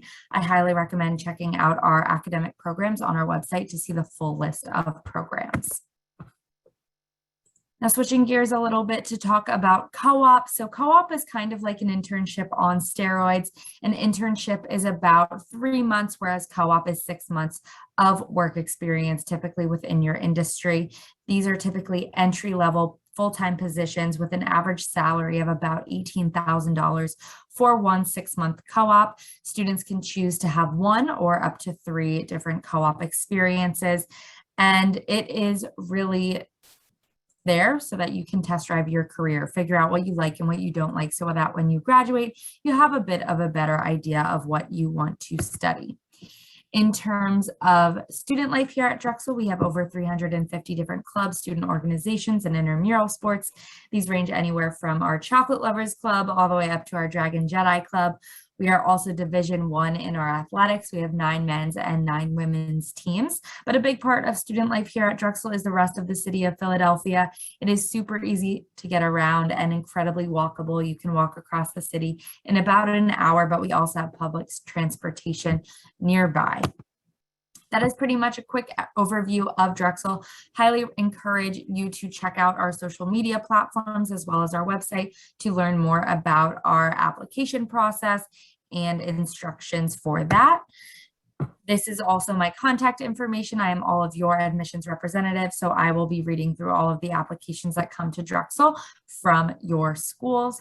And with that, I am going to pass it off, maybe back to Cal Poly.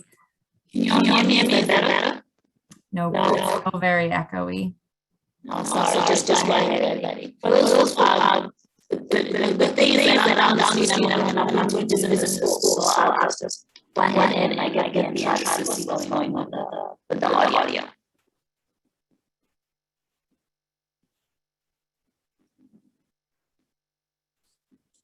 I couldn't really understand what you were saying, Matilda. That's okay. Pass it on to the next person. Okay, this will be quick. Hello, everyone. My name is Taylor. I am the Assistant Director of Admissions at Purdue University. I'm going to go through this in about a minute and a half. Purdue is located in West Lafayette, Indiana. Campus is about 2 hours from Chicago and an hour north of Indianapolis. Students can have some flexibility of flying into O'Hare or Indianapolis Airport, and then they can take the shuttle to and from campus. The campus is set in a suburban area with about 140,000 people total, and that is not including our student body.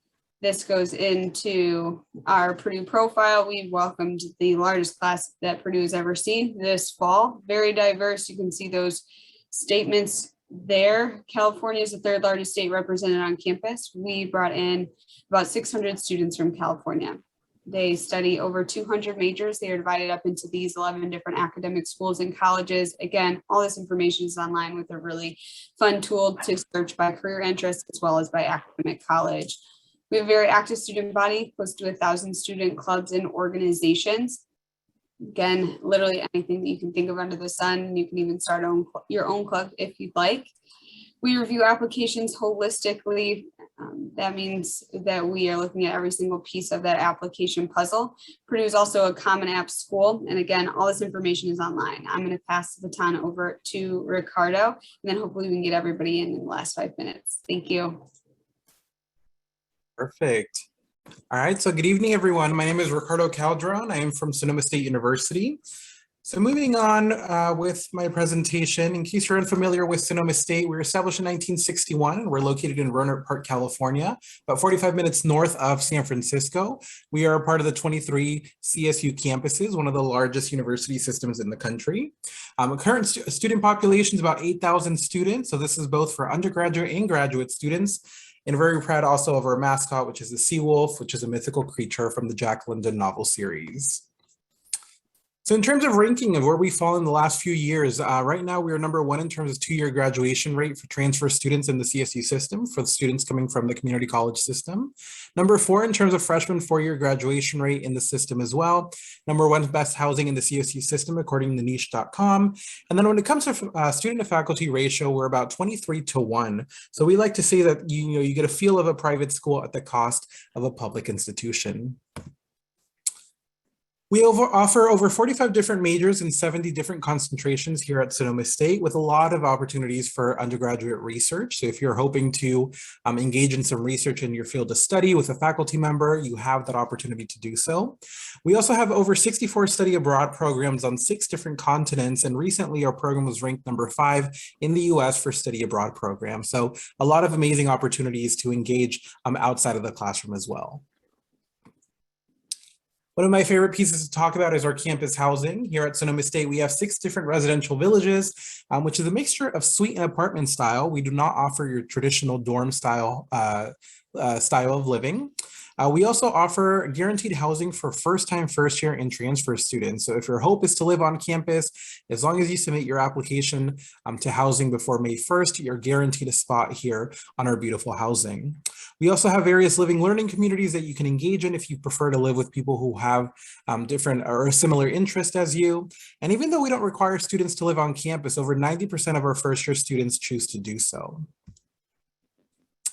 So I encourage you to stay connected with us. Feel free to scan this QR code and reach out to my office, the Office of Student Outreach and Recruitment. We're happy to meet with any prospective students who maybe are interested in learning more about Sonoma State. If you scan that QR code, we'll keep you up to date with scholarship deadlines, application deadlines, and also a lot of the virtual events that we're putting on this semester. And with that, I'll go ahead and pass it on to UCLA.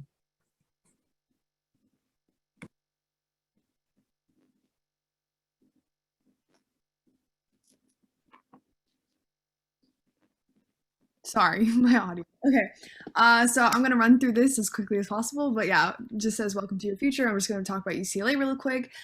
So we are known as a public research university, so we are committed to research and funding our students' engagement with research. We are also ranked, we've been ranked the #1 public university for the 5th straight year by the U.S. World and News Report. So I think that goes to show that UCLA has a lot to offer to its students. We have a comprehensive curriculum that's designed to engage and challenge our students. And so we're not only encouraging our students to grow academically, but we also have a number of social, cultural, and intellectual clubs to help our students grow in other aspects as well, to just learn more and hopefully meet other people to expand their network.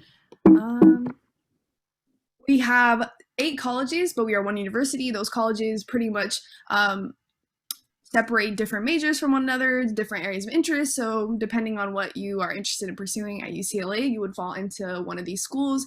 Most of the schools go under the UC application, but some of those will require a supplement. So if you're interested in one of our specialty schools, and our specialty schools are any school outside of the College of Letters and Science, there might be a supplement to consider when applying to UCLA. We have 125 plus majors and 90 plus minors, which pretty much means we have a bunch of opportunities for you to tailor your education exactly how you want and hopefully create the education that you want to help you reach your goals in the future. And we have many opportunities for you to double major, to take a major and a minor, and those majors don't even have to be related. As long as you know what you want to pursue, we have the academic resources for you to pursue that. Living on campus, 97% of freshmen decide to live on campus. We have guaranteed housing for freshmen up to 3 years. We are looking to make that 4 years, but I would definitely take advantage of those 3 years if you decide to apply to UCLA and have the opportunity to live on campus. I lived on campus my freshman and sophomore year, and I loved it. There are so many resources for students on campus. We have amazing dining halls, like literally ranked one of the top college or university dining halls. Our food is incredible. The community is incredible. So yeah, definitely encourage living on campus. Diversity is a core value. We are committed to making sure that our community on campus reflects that of the greater Los Angeles community and the real world at large, because our whole goal is to better society, and what better way to do that than to start with our campus and start with our student body. So diversity is something that's super more important to us, and that's diversity of all kinds, socioeconomically, racially, ethnically, and from all parts of the world as well.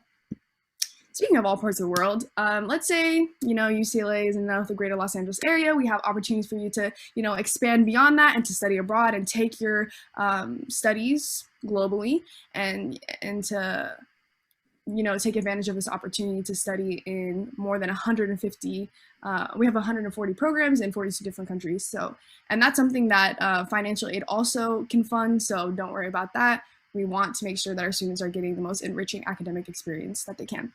We have more than 1,000 clubs and student organizations for students to just engage in their passions and interests and to explore that more.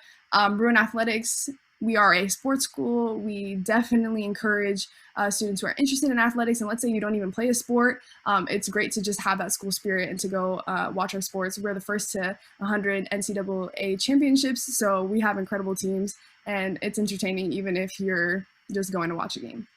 Westwood, we're located in Westwood, which is in LA. LA is one of the world's most global cities, so it offers diversity, culture, and opportunities at every turn. There are so many things that you could do in Westwood. Preparing for UCLA, A through G requirements, challenging yourself with AP, IB, or college level courses, extracurricular activities. We want to see how you engage with your community outside of your classes and outside of your academics, and we are looking for leaders and pioneers in your communities. We have a holistic, individualized process, and every application is read thoroughly to make sure that we're getting all aspects of your application. And we want to consider not only your academic achievements, but non-academic achievements, because we want to, hopefully look for leaders and pioneers who are well-rounded. And yeah, so funding school is obviously a concern on every student's mind. How are you going to fund this? Like, that all sounds great, but sometimes it can be a burden to a lot of people to have to afford the cost of colleges or to attend college. So luckily UCLA has a lot of pretty much free money opportunities to hopefully help fund you, but also scholarships, grants, loans, and work study programs to help you with that. And overall, we love transfers. And yeah, make sure to, if you have any other questions, I added a little link in the chat, but that's all I have to say. Thank you.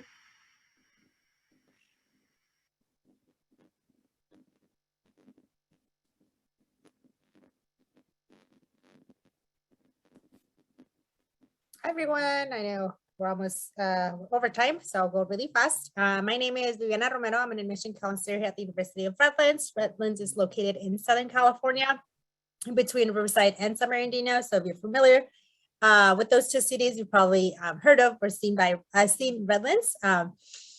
We are a private liberal arts university founded in 1907. We serve about 2,400 undergraduate students. So we are a very small campus, but I think that definitely connects students with faculty and staff a lot closer. We also are residential, so we do require our students to live with us all 4 years, and students choose from different residence halls, suite style living, apartment style living as well. We strive to be an inclusive, socially conscious community. We have over 40 different majors that students can decide to do, including all of our STEM engineering, all of our humanities, social sciences, and other pre-professional programs if you are intending to, go to medical school, law school, or any other professional schools after graduation. We also decided to be test optional permanently, so you no longer have to submit your test scores as part of the admissions process. You now have that choice. If you think that your application is best with your test scores, you can go ahead and submit it. If you want us to primarily focus on your GPA, then we'll go ahead and do that. This is a visual map of where we are located centrally. As you can see, We're about an hour and 10, an hour and 20 from LA or the beaches. Ontario Airport is the closest airport to us. We do provide shuttles for students that are going home or, are planning a trip to the airport as well. And how to get involved. We have over 100 different clubs and organizations that a student can get involved within our campus diversity and inclusion office. These are the various centers that run through them. They do a lot of programming in regards to, educating students and the community. They also bring in keynote speakers. They do conferences as well. So these are great opportunities for students to get involved and continue learning something new on campus. Besides our academics and residence life, students can also go study abroad. It's one of the main opportunities that you can get here at Rutland's. We've sent students over 100 different locations. We have our very own Salzburg program in Salzburg, Austria, where we send about 25 students to go abroad with their peers. Some of their students may engage in internships, community service, or research with faculty. This is our admissions process. We have 2 deadlines, one in November, our early action, early decision, and regular decision in January 15th. We are on the Common App, so as long as you, click as the University of Rutland to receive your information, we will. We have a $50 application fee, but we'd also provide fee waivers in case you need one. We will be looking at your extracurricular activities, your essay. We asked 2 questions about Rutland specifically in the Common App to get it to know a little bit more about you. We'll be looking at your high school transcript, letter of recommendation from a teacher or a high school counselor. I said test optional. Scholarships, these are some of the aid that we provide to our students on top of the FAFSA financial aid as well. So within the FAFSA, we'll see if you qualify for any federal Pell Grants. Here in California, the Cal Grant, work study, any subsidized or unsubsidized loans. And these would be the additional aid that you may also receive.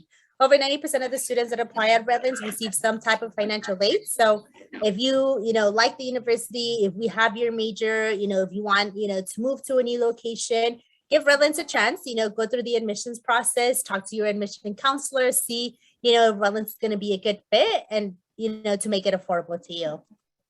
These are 3 new initiatives that we are starting called the Redlands Tuition Promise, which guarantees that students will not pay more than, $22,000 if they have a 3.5 GPA. If you are a Cal Grant A recipient and also have a 3.5 GPA, you will not pay for any tuition at all. We will cover all of your tuition.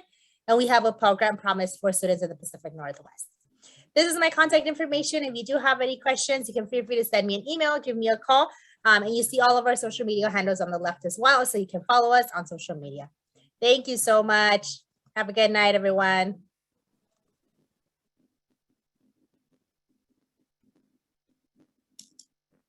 I'm going to go ahead and try. Hear me? Yes, no.